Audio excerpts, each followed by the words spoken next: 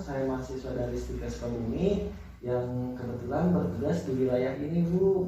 Nah, tujuan saya datang ke sini, saya mau melakukan penyuluhan tentang penanganan bencana, yaitu bencana gempa bumi.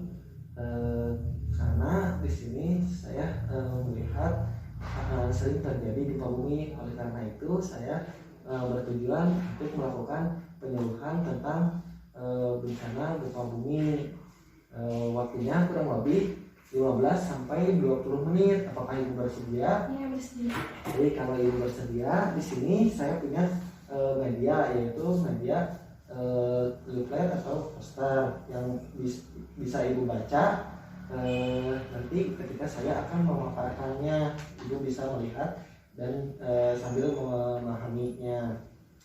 Nah, sebelum ke materi, saya pengen tahu dulu pendapat Ibu tentang gempa bumi itu apa? Gempa bumi itu goyang-goyang, Pak. Oh, goyang-goyang. Apanya yang goyang-goyang, Ibu? Tanahnya. Oh, tanahnya. Jadi goyangan yang ada di Iya, tanah. goncangan. Ya, bagus ya Ibu sudah tahu apa itu gempa bumi. Berarti Ibu sudah pernah mengalami gempa bumi ya, Bu? Iya. Nah, di sini saya akan menjelaskan tujuan dilakukannya penyuluhan tentang gempa bumi, agar Ibu yang pertama agar Ibu dapat mengetahui apa itu gempa bumi secara teoritis, dan Ibu tahu bagaimana cara yang dilakukan ketika gempa bumi itu terjadi, dan setelah gempa bumi itu terjadi apa yang Ibu lakukan, Ibu dapat mengetahuinya. Nah, adapun gambaran dari materi yang akan saya sampaikan di sini ada pengertian tentang gempa bumi, jenis-jenis gempa bumi, ada gejala gempa bumi saat terjadi gempa bumi dan setelah terjadinya gempa bumi. Nah, itu gambaran besarnya, dan untuk kegiatannya nanti dibagi menjadi 2 sesi, yaitu yang pertama sesi pemaparan materi yang akan saya sampaikan, dan sesi tanya jawab di mana Ibu bisa bertanya dan saya akan jawab. Begitu juga saya yang akan bertanya kepada Ibu di akhir sesi nanti untuk evaluasi apakah Ibu memahami pembahasan yang saya berikan atau tidak. Nah, bagaimana Ibu? Apakah Ibu sudah siap?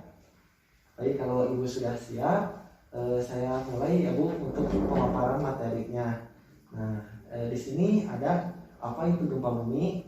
Yaitu gempa bumi adalah getaran atau getaran yang ada di tanah yang disebabkan oleh pergerakan permukaan bumi.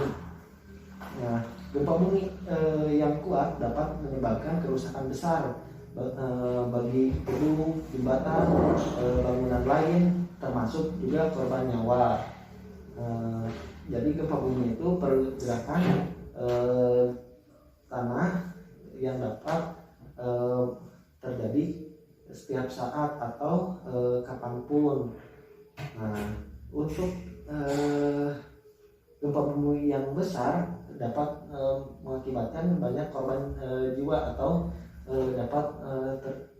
dapat terjadi dapat mengakibatkan korban nyawa. Nah, sampai di sini Ibu sudah paham?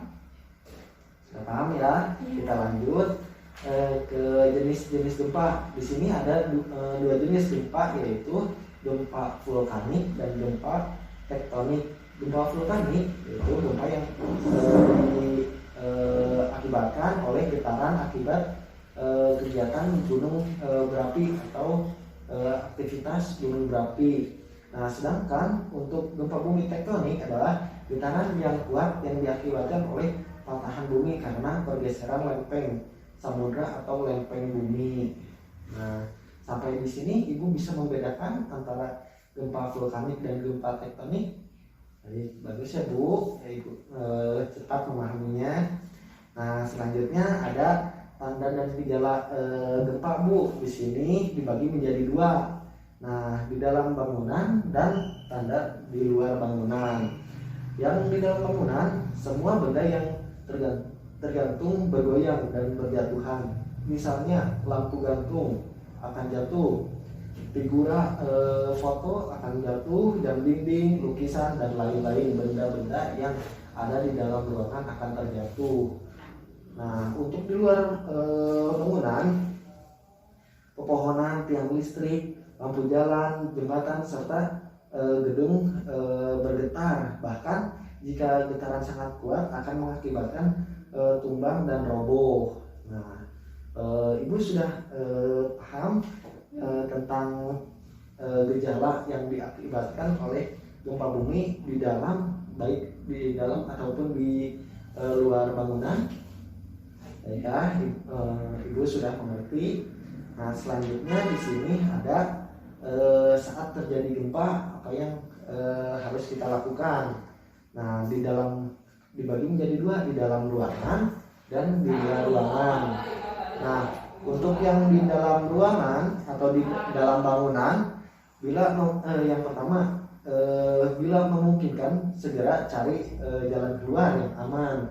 Nah, yang kedua ada bersembunyi di bawah meja. Ketika gempa bumi terjadi, Ibu bisa bersembunyi di bawah meja karena meja akan menolong ketika ada runtuhan bangunan atau benda-benda yang jatuh, kita bisa terlindungi oleh meja. Nah, yang ketiga ada hindari berada di dekat lemari karena lemari bisa terjatuh karena lemari sangat tinggi dibanding tubuh kita. Nah, untuk evakuasi kita jangan panik ketika akan keluar rumah, pelan-pelan saja, tapi kita harus tetap waspada, lindungi bagian kepala sambil berjalan keluar. Nah, untuk bila berada di luar bangunan, hindari bangunan yang tinggi seperti jembatan, tiang listrik, papan reklame. Nah, Ibu jangan berada di sekitar itu, harus menjauhinya. Nah, yang kedua, jangan mendekati pohon-pohon tinggi. Nah, meskipun pohon kelihatannya kokoh, tapi Ibu jangan berada di sekitar pohon karena bisa mengakibatkan patahan pohon menimpa badan Ibu atau tubuh Ibu. Nah, yang terakhir ada cari tempat terbuka atau lapangan di sini, Ibu. Nah, jadi Ibu mencari tempat terbuka yang luas yang di lapangan tersebut. Nah, sampai sini Ibu ada yang ditanyakan? Ada. Kan di sini ada yang gempa bumi yang mengakibatkan tsunami, ciri-cirinya itu kan udah ada di sini, ada 3. Kalau yang ini belum, Ibu. Ini baru nyampe yang saat terjadi gempa saja. Iya. Kalau sampai sini, apakah Ibu ada yang ingin ditanyakan? Belum. Oh, belum. Iya. Oh ya. Ibu cepat ya, udah nyampe akhir lagi. Iya. Nah, baik. Kalau di sini ada yang ditanyakan tidak? Tidak. Tidak. Baik, kita lanjut ya, Bu. Sudah paham Ibu yang ini? Sudah, Pak. Sudah paham. Baik, kita lanjut ke bagian yang selanjutnya. Setelah terjadi gempa, itu apa yang harus dilakukan ketika sudah terjadi gempa? Yang pertama ada jangan segera masuk bangunan setelah terjadi gempa karena kemungkinan terjadinya gempa susulan itu sangat besar. Kita masuk ke dalam ruangan ketika dinyatakan aman oleh pihak-pihak yang berwajib atau yang lebih pakar terhadapnya. Nah, yang kedua, segera berikan pertolongan pertama pada korban gempa. Jika Ibu tidak terjadi apapun atau Ibu tidak menjadi korban, nah Ibu bisa menolong korban yang misalkan tertimpa bangunan ataupun apa. Ibu bisa menolongnya dengan semampu atau kemampuan Ibu. Nah, selanjutnya ada cari informasi lebih lanjut dari pihak yang berwenang tentang gempa yang akan terjadi. Nah, ini menunggu informasi selanjutnya lebih lanjut dari pihak yang berwenang, yaitu seperti kalau di Indonesia kan ada BMKG ya, Bu, yang untuk meneliti apakah gempa ini berbahaya atau tidak seperti itu, nanti ada dikirim melalui pesan singkat biasanya.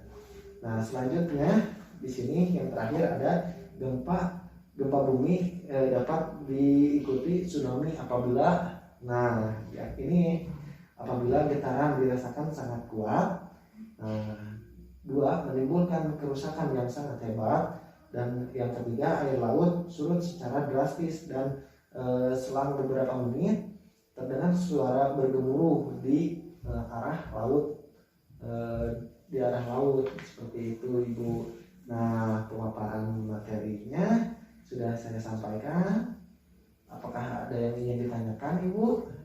Ada yang tadi Pak, Oh yang iya. ini ya, yang gempa bumi yang bisa menjadikan tsunami, kan udah ada ya Iya. ininya. Contohnya itu kayak gimana ya Pak, maksudnya kitanya gitu loh, Oh jadi kita itu harus jaga-jaganya Res- seperti apa respon kita ya jika sudah terjadi gempa bumi. gempa bumi yang berpotensi tsunami ini. Nah respon kita terhadap situasi seperti itu, kan ini berpotensi tsunami ya Bu. Jadi tsunami itu sifatnya air ya, air itu memenuhi ruang. Nah Ibu cari saja tempat yang lebih tinggi, yang lebih aman seperti bukit, karena bukit itu dataran tinggi kan, jadi tsunami biasanya merendam permukaan yang rendah.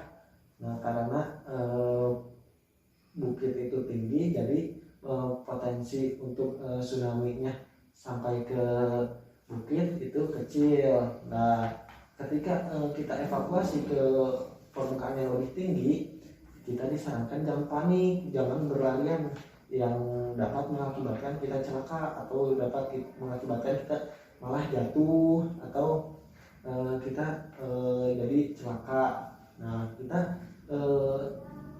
respon cepat, tapi harus waspada seperti itu Ibu. Iya. Nah seperti yang tadi saya jelaskan ya Bu. Nah ada evaluasi, evaluasinya berbentuk pertanyaan. Ada 3 pertanyaan untuk Ibu. Nanti Ibu bisa dijawab. Nah semampu Ibu dan sepengetahuan Ibu berdasarkan tadi saya yang sudah saya lakukan pemaparan materi. Nah yang pertama, pertanyaan yang pertama Bu, apa sih gempa bumi itu? Gempa bumi itu ada getaran permukaan bumi Pak ya. Ya. Getaran yang berada di permukaan bumi. Iya. Biasanya gempa bumi itu disebabkan oleh apa sih Bu? Disebabkan oleh pergeserannya Pak. Pergeseran Permukaan bumi yang bisa diakibatkan itu oleh gunung berapi, kegiatan aktivis gunung berapi, ataupun patahan lempengan samudra dan lempengan bumi Pak. Iya. Ibu lihat ya. Iya. Ya Ibu benar. Gempa bumi itu bisa terjadi akibat aktivitas vulkanik gunung berapi ataupun tektonik, yaitu patahan lempengan bumi. Nah pertanyaan yang terakhir Bu, bila terjadi gempa bumi nih, apa yang Ibu harus lakukan?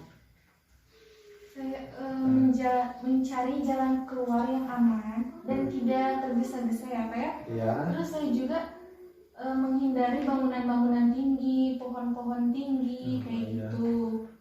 Terus lagi? Saya juga berlindung di bawah meja Pak. Oh Ya, iya. untuk menghindari reruntuhan ya Pak ya. Oh iya.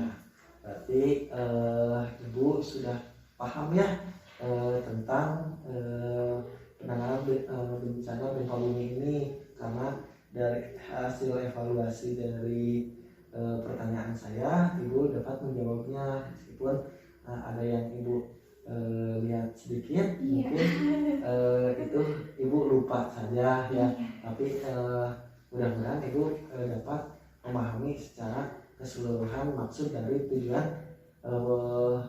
penyuluhan ini. Baik, Ibu, karena pemaparan materinya sudah selesai, terus sesi penyuluhannya sudah selesai, saya ucapkan terima kasih atas waktunya. Ya, mohon maaf bila masih banyak terdapat kekurangan.